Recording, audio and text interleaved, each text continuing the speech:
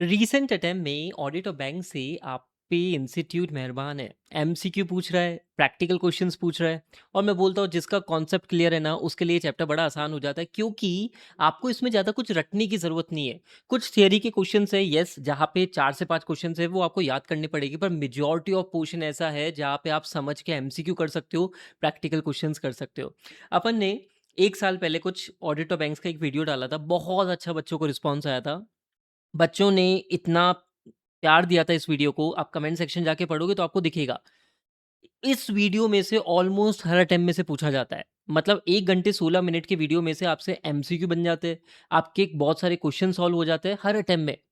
इस बार मैं क्या कर रहा हूँ, आपके लिए एक और वीडियो लेके आ रहा हूँ जहाँ पे हम फोकस प्योरली किस पे करेंगे, क्वेश्चंस पे करेंगे। कुछ अच्छे क्वेश्चंस की प्रैक्टिस करेंगे, जिनको आप अच्छे से कर लोगे तो मेरे हिसाब से कॉम्प्रिहेंसिव तरीके से आपकी प्रैक्टिस हो जाएगी ऑडिट और बैंक्स की। ठीक है सर, अपन स्टार्ट करते हैं। ऑडिट और बैंक्स का एक कॉन्सेप्ट है ड्राइंग पावर। पहले मैं छोटा सा कॉन्सेप्ट समझा देता हूँ, फिर अपन इसका क्वेश्चन कर लेंगे। आप जल्दी से एक बार वीडियो पे अटेंडेंस लगा देना, वीडियो को जल्दी से लाइक करके। स्टार्ट करते हैं।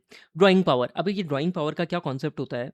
कभी कभी क्या होता है, बैंक है ना, किसी बोरोवर को सीसी लिमिट देता है। सीसी लिमिट बोले तो कैश क्रेडिट लिमिट, इसको प्यार से मैं वर्किंग कैपिटल लिमिट भी देते हैं। अब बैंक बताओ क्या बोलता है कि तुम्हें सीसी लिमिट चाहिए ना, तुम तुम्हारा स्टॉक का स्टेटमेंट दे दो, तुम तुम्हारा डेटर का स्टेटमेंट दे दो, और क्रेडिटर का भी वहां पे फिगर आपको देना पड़ता है। ठीक है, ये जनरली क्वार्टरली स्टेटमेंट देने पड़ते हैं। इसके बेसिस पे क्या होता है, एक डीपी कैलकुलेशन होती है, ड्राइंग पावर कैलकुलेशन। ठीक है, ड्राइंग पावर कैलकुलेशन होती है और बैंक आपसे रेगुलरली कस्टमर से स्टेटमेंट मांगेगा स्टॉक के, डेटर के। ठीक है, अब एग्जाम में क्वेश्चन कैसा आता है कि डीपी का कैलकुलेशन से रिलेटेड क्वेश्चन आता है। अभी मैंने तुम्हें क्या बोला, स्टॉक और डेटर के बेसिस पे कैलकुलेशन होगी। तो देखो क्या होगा, बैंक क्या करेगा, जैसे स्टॉक का अमाउंट है उसमें से कुछ मार्जिन को माइनस कर देगा कि भाई 100 रुपए का तुम्हारे पास में स्टॉक पड़ा हुआ है। लेट्स से क्वेश्चन ने दे दिया 30% का मार्जिन है, तो 30 रुपए हट गए, तुम्हारा 70 रुपए हो गई स्टॉक की ड्राइंग पावर। इसी तरीके से डेटर की भी निकल जाएगी, ऑब्वियसली कुछ एडजस्टमेंट करेंगे और आपकी टोटल ड्राइंग पावर की कैलकुलेशन हो जाएगी। फॉर्मूला एक बार देख लो, अब पूरा फॉर्मूला अपन देख लेते हैं। देखो, calculation of the drawing power, stock लेना है आपको। सबसे पहले स्टॉक का नेट रिलाइजेबल वैल्यू अगर क्वेश्चन में दे रखा है तो नेट रिलाइजेबल वैल्यू को ले लेना। अब उसमें से माइनस कर देना क्रेडिटर को, माइनस कर देना अनपेड क्रेडिटर को। जैसे सपोज करो 100 रुपए का तुम्हारे बुक्स में स्टॉक पड़ा है, 40 रुपए का क्रेडिटर पड़ा है। मतलब यार बैंक वाले तो बोलेंगे ना 40 रुपए तो तुम्हें इसी को देने हैं। हाँ, तो तुम क्या करो, 100 में से 40 रुपए माइनस करना पड़ता है, 60 रुपए बैंक वाले माइनस कर देते हैं। अनपेड स्टॉक मतलब अनपेड क्रेडिटर को माइनस कर दो। या आपने कोई इंपोर्टेड करा था, मतलब इंपोर्ट करा था, तो वहां पे लेटर ऑफ क्रेडिट जैसी चीज होती है, तो उसको भी माइनस करते हुए चलना। एंड दोनों को माइनस करोगे तो आपका ये फिगर आ जाएगा। सपोज करो ये फिगर आया 1000 रुपए का। ठीक है, अब क्वेश्चन में आपको क्या बोलेगे, एक मार्जिन माइनस कर दो, लेट से 30% मार्जिन। तो 30% मार्जिन, सुनना कंफ्यूजन होता है, 30% मार्जिन किस में से माइनस होगा, ये 1000 में से 30% माइनस हो जाएगा और आपका स्टॉक का अमाउंट निकल के आ जाएगा। समझा, स्टॉक का कैलकुलेशन क्लियर है। अब सुन, डेटर की बात करते हैं। सर डेटर का ये अमाउंट है minus in eligible debtor. Generally question में आपको ऐसा दिया जाएगा कि डेटर जो 90 डेज से पुराने डेटर्स है ना, उनको कंसीडर मत करो। तो सपोज करो ये अमाउंट था, ये आपका फाइनल अमाउंट आ गया। फाइनल अमाउंट में से मार्जिन को माइनस करना और टोटल आप करोगे तो ये आपका हो जाएगा टोटल डीपी, ड्राइंग पावर। अब ड्राइंग पावर का मतलब क्या होता है, इतना मैक्सिमम ड्रॉ कर सकता है बोरोवर। समझा? सर ये डीपी कंटिन्यूअसली अपडेट होती जाती है as per the stock statement and the data statement. Clear? Done. अभी थोड़े से बातों को और सुन। सर ये डीपी तो क्या हुआ, अमाउंट कैलकुलेटेड होती है based on the primary security less margin, stock और डेटर में से मार्जिन का एडजस्ट करके। सर एक और चीज होती है सेंशन लिमिट। सेंशन लिमिट का मतलब क्या होता है, बैंक वाले कितना मैक्सिमम एक्सपोजर लेना चाहते हैं against a particular borrower. Against a particular borrower, उसकी क्रेडिट वर्दीनेस को देख के बैंक वाले सोचते हैं यार मैक्सिमम इसको अपन इतना ही लोन दे सकते हैं। ठीक है, सारी फैसिलिटीज के अगेंस्ट में। और डीपी क्या होता है, ये स्टॉक और डेटर के ऑब्वियसली मार्जिन का एडजस्टमेंट करके अभी देख लेते हैं, उसके बेसिस पे कैलकुलेट होती है। ठीक है सर। सर एक चीज का ध्यान रखना, सपोज करो आपकी डीपी आ गई 50,000 की, पर बैंक ने करा है कि भाई अपन तो इसको 40,000 का एक्सपोजर ले सकते, तो सर डीपी को बोलते हैं less than equal to sanction limit करते हैं अपन। मतलब डीपी ज्यादा भी हो जाए ना तो भी ऑटोमेटिकली बोरोवर है ना इतना ही विड्रॉ कर सकते हैं, क्योंकि सर बैंक इतना ही एक्सपोजर लेना चाह रहा है। ठीक है, बहुत सारी बातें मैंने कर ली इसमें, क्वेश्चन को कर लेते हैं अभी, रुक जा। अब एक चीज़ एमसीक्यू की 1 मिनट और बात कर लेता हूँ। स्टॉक ऑडिट का ध्यान रखना। अगर किसी बोरोवर ने 5 करोड़ से ज़्यादा फंडेड एक्सपोज़र ले रखा है, 5 करोड़ से ज़्यादा फंडेड एक्सपोज़र ले रखा है, तो बैंक वाले उसकी स्टॉक ऑडिट कराते हैं। सीए ही करता है और पैसे मिलते बढ़िया, मतलब एक दिन जाना होता है, 20-25 हज़ार रुपए मिल जाते हैं, ठीक है। अच्छा, 5 करोड़ के ऊपर लिमिट ध्यान रखना। इसके अलावा सर, अगर स्टॉक स्टेटमेंट बोरोवर ने नहीं दिया, लेट्स से 3 महीने तक स्टॉक स्टेटमेंट नहीं दिया, तो क्या आपको ऐसा फ़ील नहीं हो रहा सर डीपी कैलकु अपडेट नहीं हो पा रही है और डीपी अपडेट नहीं हो पा रही है, तो यहाँ पे बताओ, ऐसे खाते को इर्रेगुलर बोला जाता है। क्या बोला जाता है? इर्रेगुलर बोला जाता है। हाँ, एनपीए नहीं होता। ना, एनपीए नहीं होता, पर खाते को इर्रेगुलर बोला जाता है। ये चीज़ का ध्यान रखना है एमसीक्यू पॉइंट ऑफ व्यू से।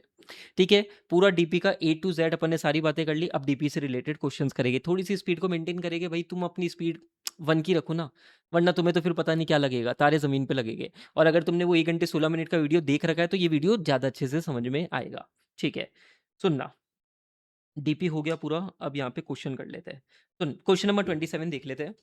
Sir, compute the drawing power और सीसी, ठीक है, मार्च 2024। स्टॉक है आपका 60,000।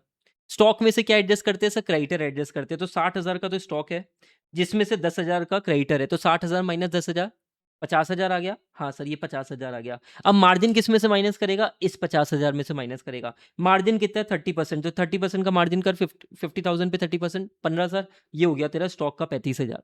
समझा? जल्दी। ठीक है, देन डेटर 55,000। 55,000 का डेटर है, जिसमें इन्होंने बोला है कि भाई 15,000 के डेटर थे ना, वो इनवॉइस डेटेड 20/10/2023 थे। ठीक है, आप 31 मार्च की कैलकुलेट कर रहे हो और ये बोल रहे हो कि भाई साहब डेटर ओल्डर देन 3 मंथ्स को कंसीडर मत करना।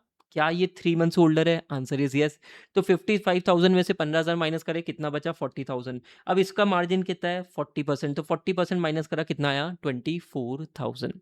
ठीक है, 35,000 प्लस 24,000 कितना हुआ आपका? 59,000 आपका हो गया है। समझा? हाँ सर, अभी यहाँ पे तुम देखोगे तो आईसीआई ने सॉल्यूशन में गलती कर रखी थी। 55 माइनस 15, 40,000। 40,000 में इन्होंने मार्जिन लगाया 16,000 का। आंसर 24,000 होना चाहिए था, इन्होंने यहाँ पे 16 लिख दिया। तो यहाँ पे आप करेक्ट कर सकते हो, आईसीआई की छोटी सी गलती थी। अब एक और छोटी सी चीज को समझना, आपका टेंशन लिमिट कितना आ रहा है? 50, सॉरी, डीपी कितना आ रहा है? 59,000 आ रहा है। हाँ सर, यहाँ पे सेंशन लिमिट दे रखी है क्या कहीं? सेंशन लिमिट दे रखी है 48,000। तो आपको कंक्लूड क्या करना पड़ेगा? Because DP cannot be more than sanction limit, less than equal to रहती है, इसलिए आपकी डीपी लिमिट कितनी हो जाएगी? 48,000 की। सर रीजन क्या है? डीपी कभी भी आपका सेंशन लिमिट से ज्यादा नहीं होता, क्योंकि बैंक वाले एक्सपोजर ही नहीं लेना चाह रहे उस पर्टिकुलर बोरोवर पे। Clear sir? डन, बढ़िया, डीपी का पूरा कॉन्सेप्ट क्लियर। आगे बढ़ते हैं। सुन, डीपी हो गया, अब अपन चलते हैं एनपीए पे।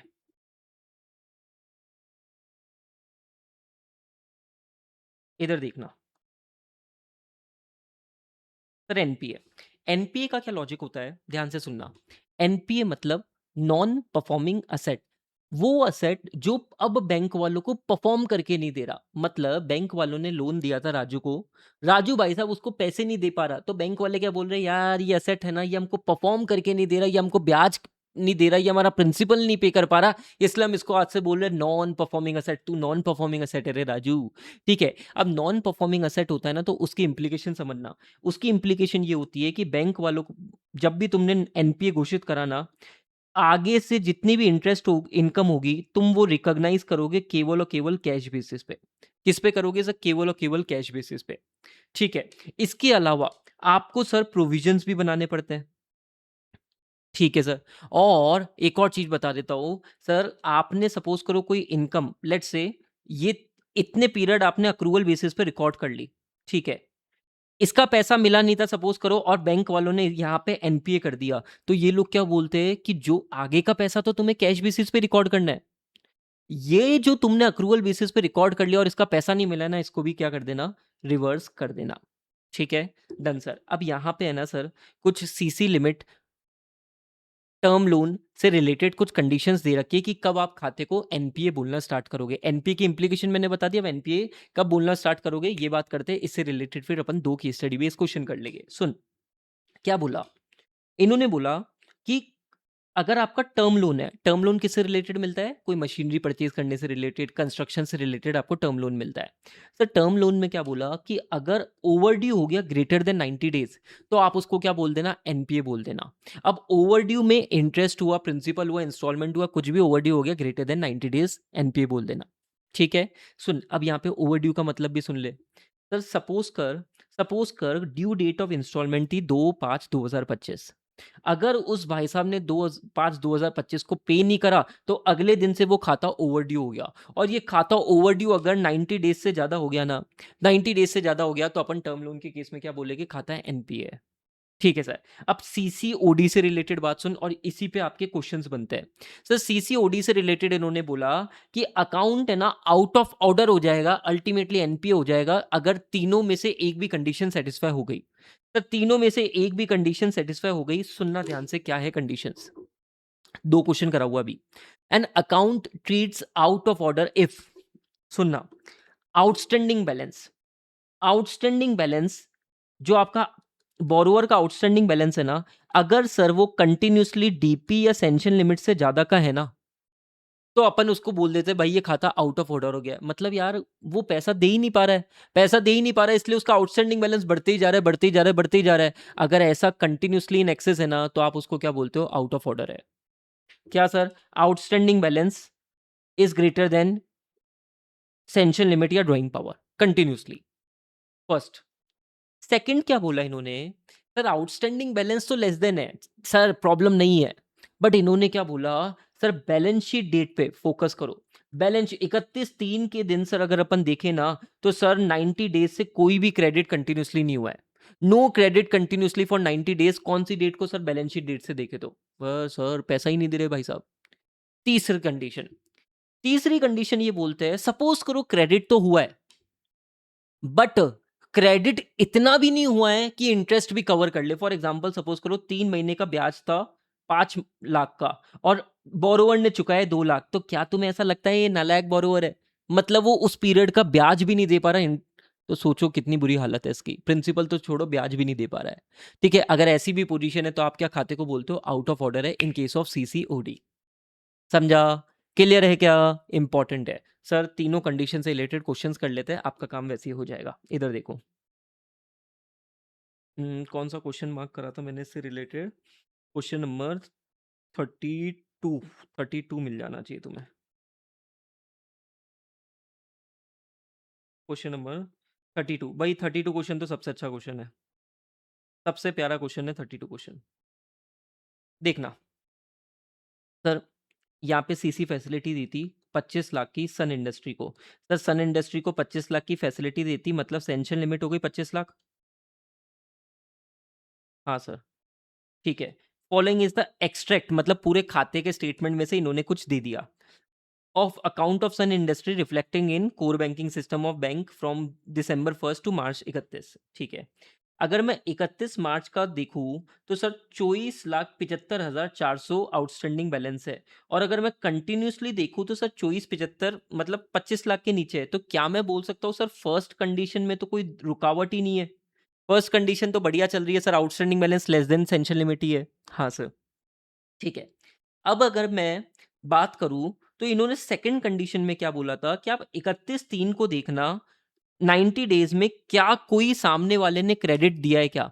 सामने वाले ने पैसा डिपॉज़िट कराया है क्या? अगर मैं 90 डेज का देखूँ, तो सर ये 31/3 है। 31/12 के बाद में देख लो, सर ये डेबिट ही डेबिट हो रहे हैं, मतलब इंटरेस्ट, इंटरेस्ट, इंटरेस्ट, इंटरेस्ट लग रहा है सर, पैसा तो आया ही नहीं है।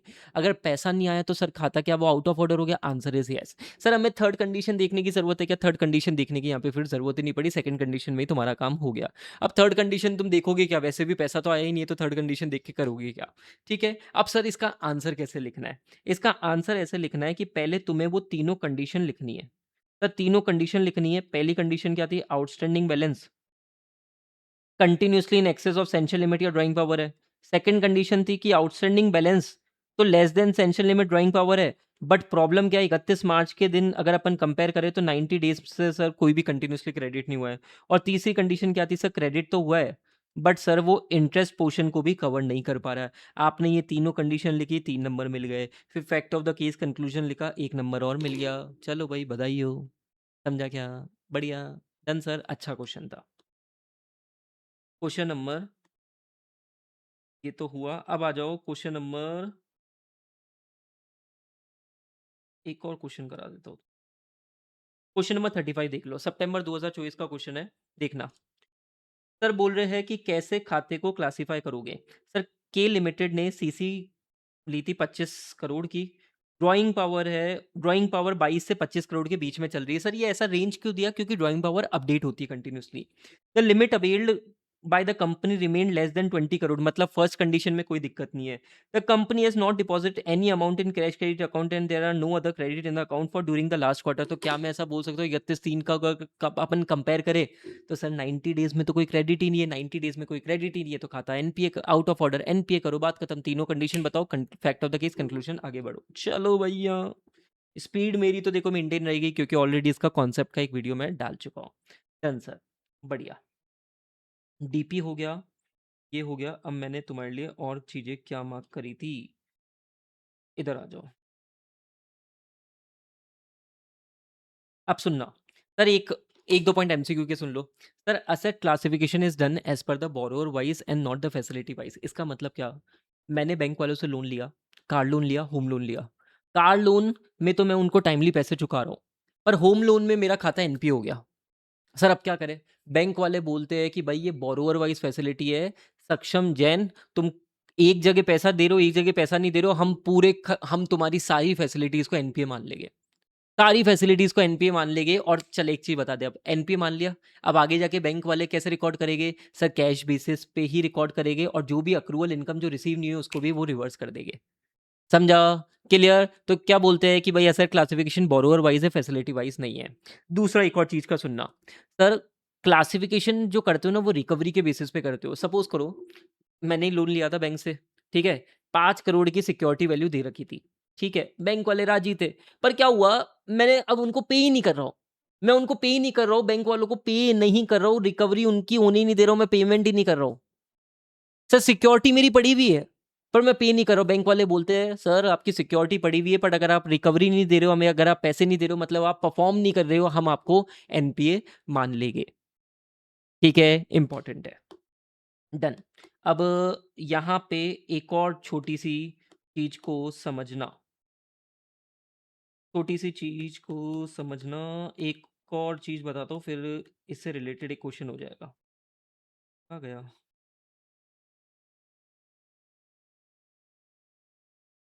सर इस पे क्वेश्चन इंस्टीट्यूट ने 2-3 बार पूछा है।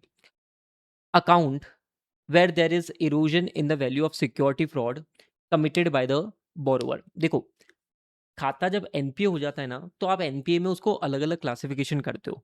सबस्टैंडर्ड है, डाउटफुल है, लॉस है, और उसके अकॉर्डिंग आप प्रोविजंस बनाते हो। ठीक है सर, यहाँ पे एक कॉन्सेप्ट है कि सपोज करो जो उसने सिक्योरिटी दी थी ना, सर उसकी वैल्यू बहुत तेजी से इरोड हुई है, मतलब डैमेज हुई है, खराब हुई है। ठीक है, अब सिक्योरिटी की वैल्यू गिरी है। ठीक है, तो यहाँ पे इन्होंने कुछ नॉर्म्स बताए। क्या बोला कि अगर सिक्योरिटी की जो रिलाइजेबल वैल्यू है ना, वो less than 50% of the value assessed by bank RBI at the last inspection, मतलब जब भी लास्ट इंस्पेक्शन बैंक वालों ने सिक्योरिटी का कराया होगा, अगर उसकी वैल्यू आज की डेट में उस वैल्यू की 50% से भी लेस है ना, तो यार ये तो मामला बड़ा गड़बड़ है। बैंक वाले बोलते हैं एनपीए में इसको डाउटफुल एसेट मान लेना। क्या मान लेना? डाउटफुल असेट मान लेना तुम। ठीक है, फिर आगे बात करते हैं। इन्होंने एक और पॉइंट दिया, और सुनना एमसीक्यू के लिए इंपॉर्टेंट है।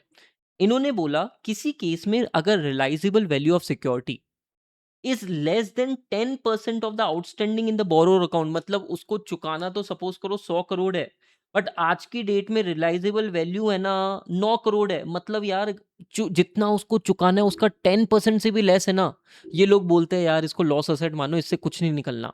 एनपीए क्लासिफिकेशन लॉस असेट, सीधे 100% प्रोविजन बनाओ इसका। आपको बात समझ में आती है क्या? इंपॉर्टेंट है, क्वेश्चन देख।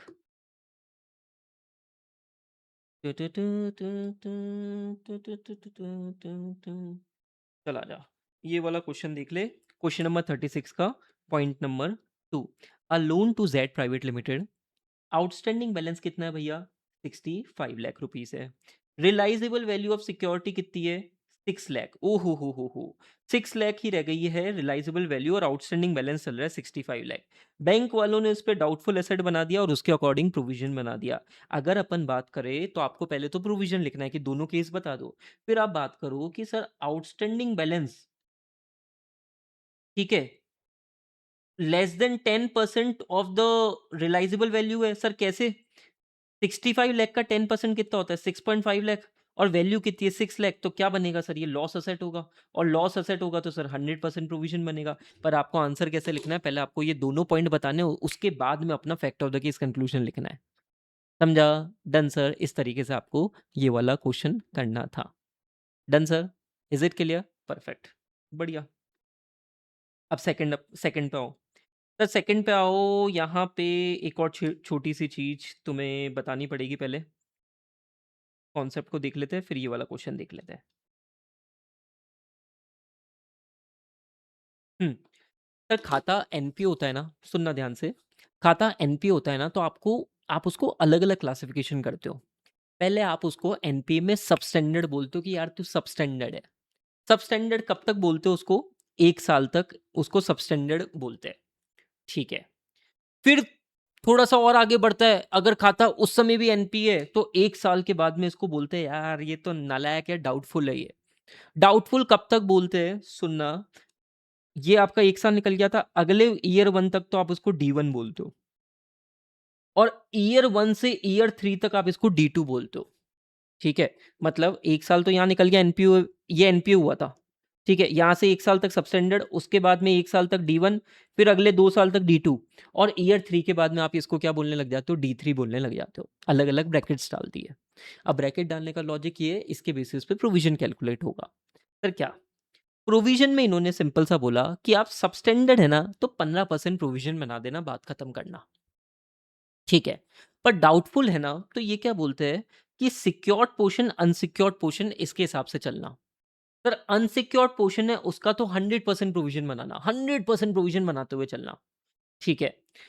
डाउटफुल में क्या करना? डी1 डी2 डी3 रेट याद रखनी पड़ेगी, 25%, 40%, 100%, ठीक है। अभी क्वेश्चन करा देता हूँ। अभी कैसे याद रख सकते हो?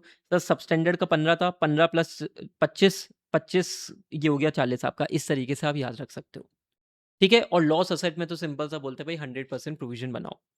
कोई असेट आरबीआई के इंस्पेक्शन में डिक्लेयर हो गया, भाई ये तो लॉस असेट है, इंटरनल ऑडिटर ने लॉस असेट घोषित कर दिया, 100% प्रोविजन, ठीक है। समझा क्या? क्लियर है? Done sir. अच्छा क्वेश्चन देखो,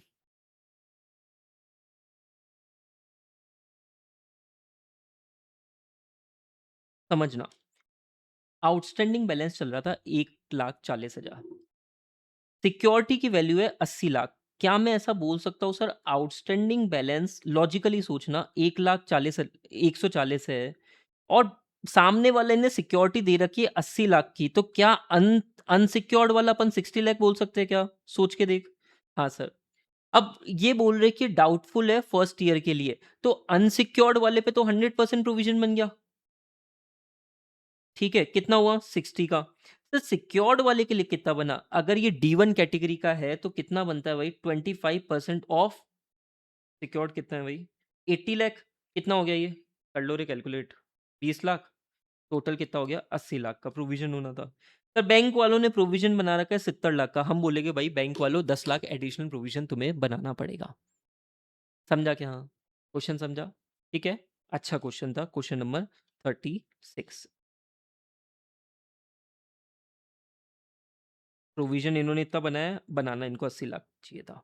क्वेश्चन नंबर 36 भी हो गया, 35 भी हो गया, क्वेश्चन नंबर 33 भी कर लो ना, 33 भी कर लो। चलो 33 तुम्हारे लिए होमवर्क है करना। इरोजन इन वैल्यू जो मैंने अभी तुम्हें कॉन्सेप्ट कराया था ना, वही क्वेश्चन नंबर 33 है। देन क्वेश्चन नंबर 32 भी हो गया, अच्छा क्वेश्चन था। देन ये वाला भी एक बार जल्दी से कर लो। सर डी1 कैटेगरी थी, आउटस्टैंडिंग बैलेंस था 50 लाख का,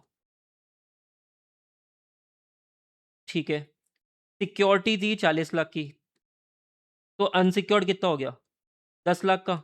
अब कौन सी कैटेगरी है? डी1 कैटेगरी है, तो अनसिक्योर्ड पे तो पूरा 100% प्रोविजन बन गया 10 का।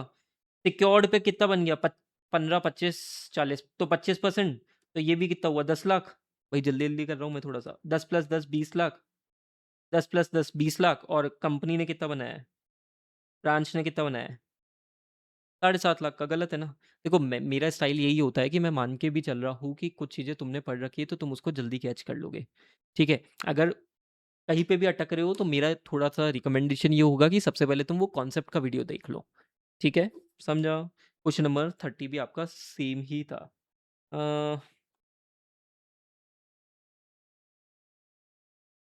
26 भी हो गया, ठीक है।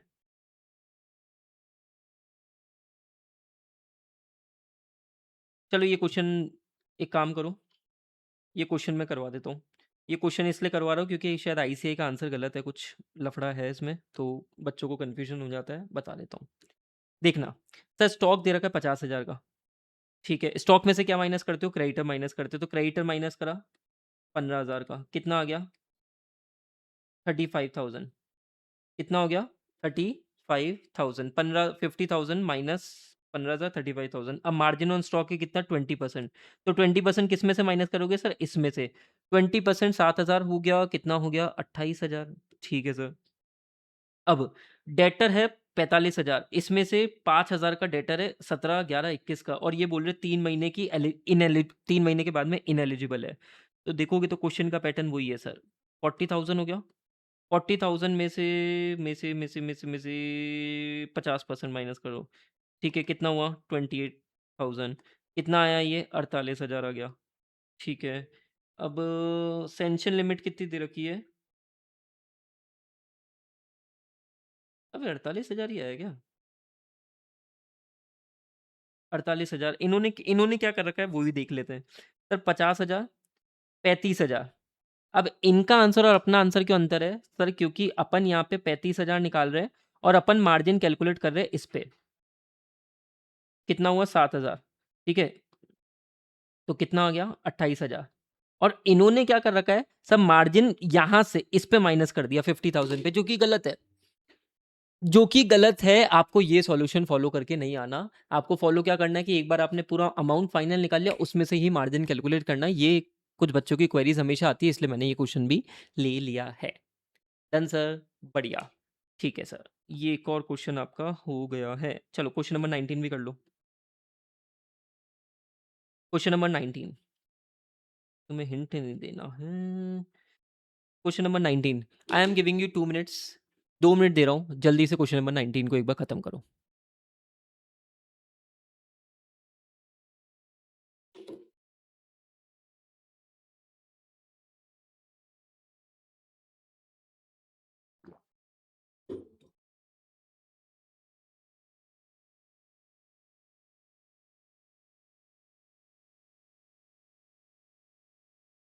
यस पीपल, आप लोगों ने क्वेश्चन करा होगा। क्वेश्चन नंबर 19 देखो, क्या है क्वेश्चन? सीसी फैसिलिटी दे रखी है 1 करोड़ की, ड्राइंग पावर है 80 लाख का, आउटस्टैंडिंग बैलेंस 75 लाख का है। मतलब पहली कंडीशन में तो कोई दिक्कत ही नहीं है कि भाई आउटस्टैंडिंग बैलेंस लेस देन ही है। Interest charge to the account is 3.5 lakh but total credit हुआ 2.5 लाख। सर आपको ये चीज समझ में आई कि थर्ड कंडीशन क्या बोलती है कि जो भी उसने पे करा है एटलीस्ट वो इंटरेस्ट तो कवर करे, और यहाँ पे आप देखोगे तो वो इंटरेस्ट का पोर्शन ही कवर नहीं कर पा रहा। सर क्या करेंगे? आउट ऑफ ऑर्डर, एनपीए, बात खत्म। सर कैसे एक्सप्लेन करेंगे? तीनों कंडीशन बताओ, फैक्ट ऑफ द केस बताओ, कंक्लूजन बताओ और क्लोज करो। Done sir, done. चलो, अब थोड़ी और बातें कर लेते हैं। एक स्पेशल केस भी देख लेना। गवर्नमेंट गारंटी एडवांस मई 2024 पे साफ सुथरा सीधा क्वेश्चन आया था, जो आपको बस इतना सा लिखना था और आपके 4 नंबर मिल जाते हैं। ध्यान से सुनना। सर सपोज करो मोदी जी थे, सेंट्रल गवर्नमेंट थी, सेंट्रल गवर्नमेंट ने गारंटी दे रखी थी, ठीक है, कि यार हम पीछे है, इन एडवांस के पीछे हम हैं, हमारी गारंटी है। ऐसे केस में क्या बोलते हैं कि आप है ना, इसका प्रोविजन मत बनाओ। आप इसका प्रोविजन आपको बनाने की ज़रूरत नहीं है। खाता एनपीए भी हो जाता है ना, तो भी इसका प्रोविजन मत मानना। मतलब आप खाते को फिर भी क्या मान लेना, स्टैंडर्ड ही मान के चलना, ठीक है। मोदी जी ने ये बोला कि भाई हमारी गारंटी, हमने कहा मोदी जी ठीक है आपकी बात रख लेते, प्रोविजन प्रोविजन नहीं बनाते। पर मोदी जी मेरी बात को सुनो सर, इनकम रिकॉग्निशन के लिए तो हम सर इसको खाता को एनपीए मानेंगे, मतलब सर हम आगे जाके इसको कैश बेसिस पे रिकॉर्ड करेंगे, ठीक है सर। और जो अक्रूवल इनकम हुई थी, जो अक्रूवल इनकम हुई थी पर पैसा नहीं मिला, उसको हम रिवर्सल भी करेंगे। देखो मोदी जी, आपकी एक चीज मान लेना कि प्रोविजन के केस में हम स्टैंडर्ड मान लेते हैं, प्रोविजन प्रोविजन नहीं बनाएंगे, पर सर इनकम रिकॉग्निशन तो एनपीए क्राइटेरिया चलेगा, ठीक है सर। मोदी जी ने इतनी बात बोली थी तो हमने सुन ली थी। अब हम आते हैं स्टेट गवर्नमेंट की गारंटी। स्टेट गवर्नमेंट की गारंटी मतलब योगी जी की गारंटी। अब योगी जी की गारंटी में हम कुछ नहीं मान रहे। हम कुछ नहीं मान रहे मतलब अगर खाता एनपीए हो गया तो उस पे प्रोविजन भी बनेगा, ठीक है? और सर उस पे इनकम कैसे रिकॉग्नाइज़ होगी? कैश बेसिस पे। और सर कोई पैसा अक्रूवल हो गया था मतलब आपने बुक कर लिया था, रिसीव नहीं हुआ तो उसको आपको रिवर्स भी करना पड़ेगा। ठीक है, बस इतनी सी बात है। आप ये छोटी-सी चीज़ को पढ़ लो, इम्पोर्टेंट है। एग्ज़ाम में मई 24 में 4 नंबर का आया था और मेरे को लगता है आने वाले अटेम्प्ट में आपको 4 नंबर की जगह ये एमसीक्यू में बिल्कुल मिल सकता है। समझा? क्लियर? अच्छा केस था, स्पेशल केस था। Done sir. देन बहुत सारी बातें अपन ने कर ली, छोटे-छोटे क्वेश्चंस भी कर लिए हैं। अब एक काम करो, ड्राइंग पावर अपन ने बता ही दिया। अब यहाँ पे ना 3 क्वेश्चन मैं आपको बता रहा हूँ ऑडिट ऑफ एडवांसेस के। अब कुछ थियरी क्वेश्चंस हैं। ये थियरी क्वेश्चंस आप ऐसा माइंडसेट लेके चलो कि सर हमको याद करने हैं। मतलब 6-7 पॉइंट है, 4-5 पॉइंट याद कर लिए, हो गया अपना काम। वैसा अप्रोच अपन को रखना है। ठीक है? Audit of advances. Advances sir आपके लिए क्या है? ये असेट है। ठीक है, अब असेट में थोड़ा सोचते हैं। चैप्टर नंबर 5 को याद करते हैं। Existence, right and obligation, completeness, valuation, presentation and disclosure. ये कुछ असर्शन आपको याद होने चाहिए चैप्टर नंबर 5 के। हाँ, अब इन्होंने क्या बोला, ये लाइन इंपॉर्टेंट है, इसी पे क्वेश्चन पूछेगा ये कि जब आप ऑडिट कर रहे हो ना तो ऑडिटर है ना प्राइमरली इन चीजों से रिलेटेड एविडेंस लेगा। और मैं आपको बोल रहा हूं जो असर्शन के कैरेक्टरिस्टिक होते हैं ना उसी से रिलेटेड इन्होंने पॉइंट बनाए। सर कैसे? सर कैसे पॉइंट बनाए? पहला पॉइंट देखो, पहला पॉइंट देखो, एडवांसेस ये वाला देख लो पहले। Advances represent amount due to the bank, कि भाई एक्चुअल में जो वो एडवांसेस दिख रहे हैं ना वो अमाउंट ड्यू है बैंक को। और आप ये देखो इसका वैल्यूएशन ऑफ एडवांस एप्रोप्रिएट है क्या? मतलब as per the RBI norms है, as per the RBI norms है, और एडुकेट प्रोविजंस बना दिए गए हैं as per the RBI norms. ठीक है, अच्छा, valuation of advances is appropriate properly applied and recoverability of advances recognise in the valuation. ठीक है सर, कोई भी अनरिकॉर्डेड एडवांसेस नहीं होना चाहिए, ऐसा कोई केस नहीं होना चाहिए। मतलब क्या मैं ऐसा बोल सकता हूँ ये कंप्लीटनेस की बात कर रहा है? हाँ, अच्छा, अमाउंट जो बैलेंस शीट में दिख रहा है, which are outstanding at the date of the balance sheet, which are outstanding at the date of the balances, मतलब ये अमाउंट जो बैलेंस शीट में दिख रहा है भाई ये एक्चुअल में आउटस्टैंडिंग है। ठीक है सर, एडवांस के जो भी अमाउंट है वो supported by a loan documents, proper loan documents actual में बैंक में वैसे भी होते ही है। ठीक है, और ये जो भी एडवांसेस है सर ये प्रॉपर्ली क्लासिफाइड होना चाहिए, डिस्क्राइब्ड होना चाहिए as per the accounting standard relevant applicable FRF. ठीक है, मैं नहीं बोलता सर सारे पॉइंट याद करो, बस 4 पॉइंट आप याद कर लेना। सर कोई सा भी अनरिकॉर्डेड एडवांसेस नहीं होना चाहिए। सर एडवांसेस का प्रॉपर वैल्यूएशन होना चाहिए, प्रोविजंस बनाने चाहिए as per the RBI norms. ठीक है, फिर उसके अलावा क्या लिख सकते हो सर? एडवांसेस प्रॉपर्ली डिस्क्लोज हो गए, क्लासिफाइड हो गए, प्रेजेंट हो गए as per the RBI norms, accounting policies, applicable FRF. फिर कोई भी एडवांसेस ओमिट नहीं होना चाहिए, वो पॉइंट तो अपन ने पहले ही बता दिया। फिर एडवांस रिप्रेजेंट करे amount due to the bank, amount due to the bank, ये एक तरीके से ओनरशिप की भी एंगल यहाँ पे आ गया, एग्जिस्टेंस का भी यहाँ पे एंगल आ गया। समझा? 4-5 पॉइंट है, मोर देन इनफ है। ठीक है सर। अब इन्होंने क्या बोला कि आप ऑडिट प्रोसीजर्स क्या लगाओगे? आपको ये तो समझ में आ गया कि हाँ, इन-इन चीज़ों से रिलेटेड अपन को एविडेंस लेना है। तो इन्होंने बोला ऑडिट प्रोसीजर्स क्या लगाओगे? तो ऑडिट प्रोसीजर्स के लिए क्या होता है? मेन फोकस होता है लोन डॉक्यूमेंटेशन पे, इंटरनल कंट्रोल्स पे।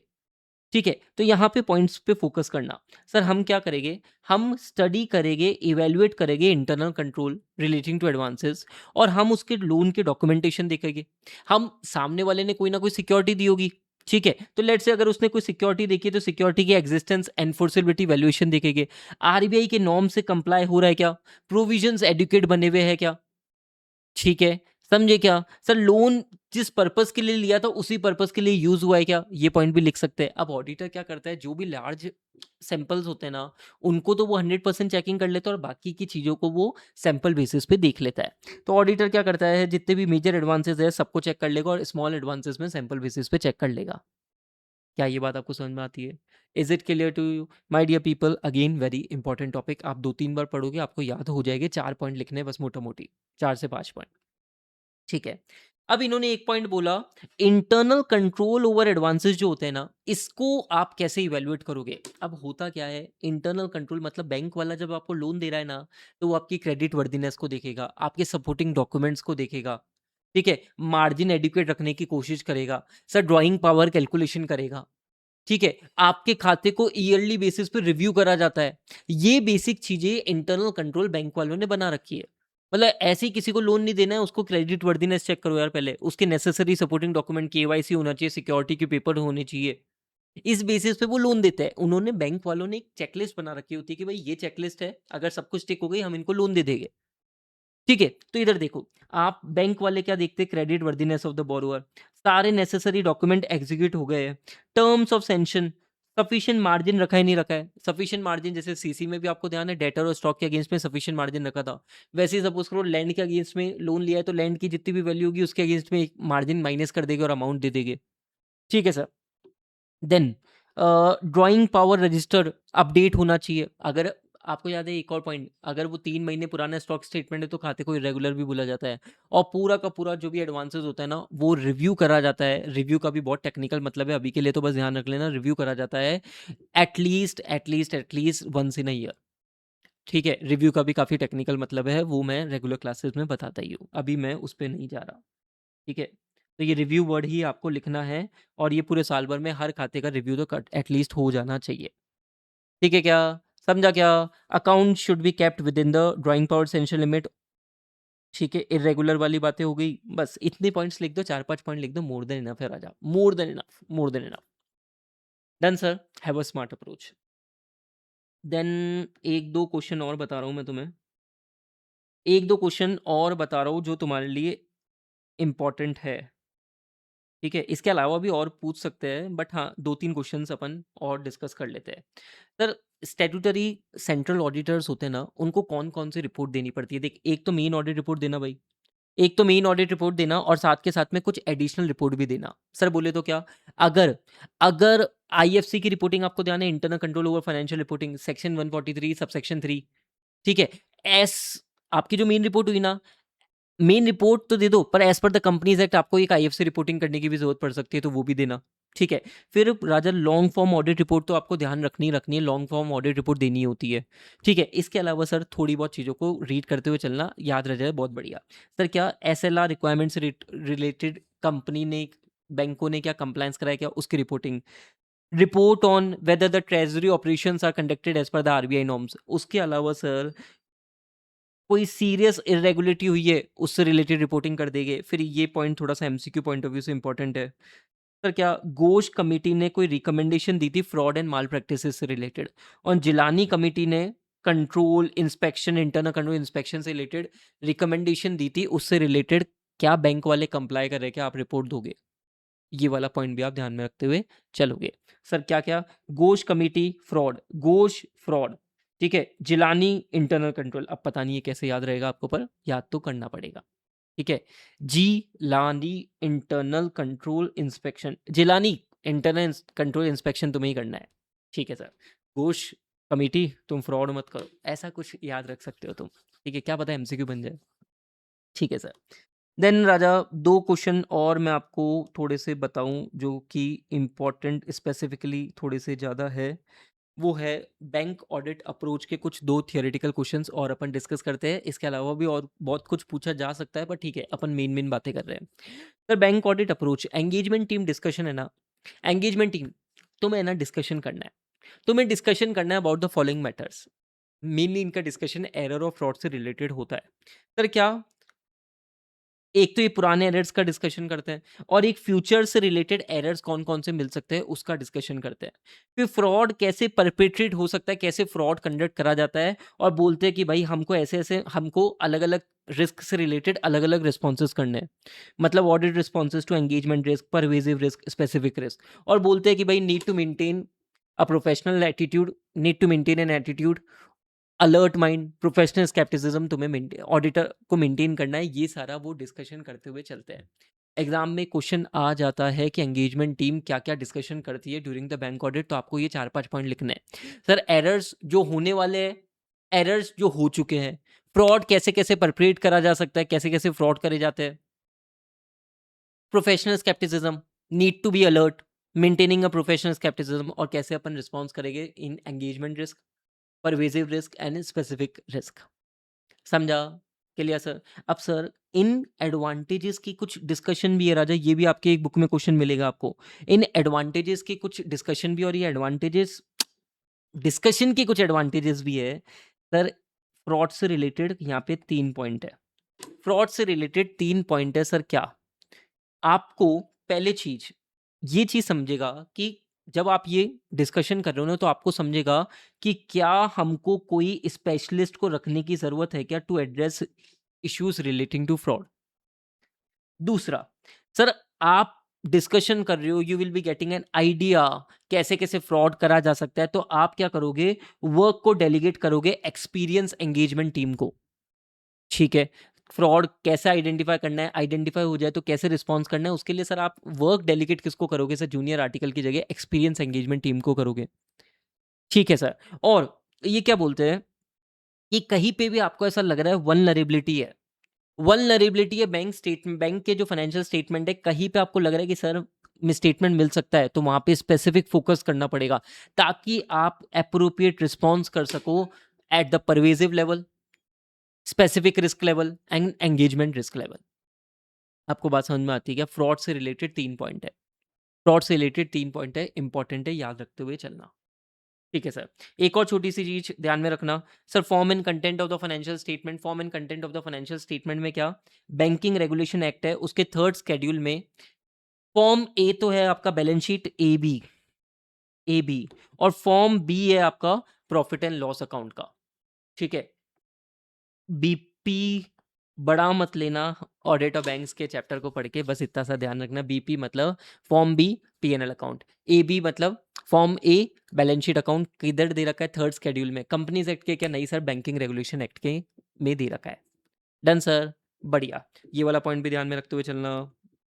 देन देन एलएफएआर से रिलेटेड पॉइंट ध्यान में रखते हुए चलना कि सर बैंक वालों को, जैसे सेंट्रल स्टैट्यूटरी ऑडिटर को मेन रिपोर्ट के साथ में एलएफएआर की रिपोर्टिंग करनी पड़ती है। एलएफएआर की reporting long form audit report कब तक सबमिट हो जाना चाहिए? 30 जून एवरी ईयर तक सबमिट हो जाना चाहिए। समझा क्या? क्या ये बात आपको समझ में आती है? डन सर, ये भी हो जाना चाहिए। बस ये 2 चीज़ें बतानी थी मेरे को। ठीक है। राजा मोटा-मोटी जितना मेरे को अभी दिखा ना, मैंने मेजर पार्ट आपका कवर कर लिया है, जो मेरे को लगता है कि इम्पोर्टेंट है। इसके अलावा और भी थियरी के क्वेश्चंस हैं, और भी ऐसे एरियाज़ हैं जो आपको कवर करने चाहिए। बट इस वीडियो में मैं लिमिटेड ही कवर करा हुआ। आप जो मैंने कॉन्सेप्ट वीडियो करा रखा है, उस पे पहले फ़ोकस करना। फिर मैंने एक ऑडिट और बैंक से रिलेटेड एक एमसीक्यू का वीडियो डाल रखा है, वो आपके लिए बहुत इंपॉर्टेंट है। लास्ट अटेम्प्ट में तो वहीं से मेजरली क्वेश्चंस मिले थे। इस बार मैंने आपको कुछ एडिशनल क्वेश्चंस भी करा दिए, और एडिशनल थियोरेटिकल क्वेश्चंस भी करा दिए, और कुछ क्वेश्चंस के अपन ने प्रैक्टिस भी कर ली। ठीक है? ये थोड़ा-सा फास्ट था। अभी पहले आपका इतना फ़ोकस होना चाहिए, देन उसके बाद में टाइम मिल जाए, जैसा आपका टाइम अलाउ करता है, उसके बेसिस पे आप बाकी की चीज़ों को, रिमेनिंग पोर्शन्स को कवर करोगे। समझा क्या? क्लियर है क्या sir? Done sir. Thank you so much guys, thank you so much. Video थोड़ा-सा मैंने फ़ास्ट रखा था, स्पीड थोड़ी-सी तेज़ रखी थी। आई होप आपको दिक्कत नहीं आई होगी। अगर कहीं पे दिक्कत भी आई है, तो मेक श्योर आप वो पहले वाला कॉन्सेप्ट वीडियो देख लेना। Thank you so much guys, thank you so much.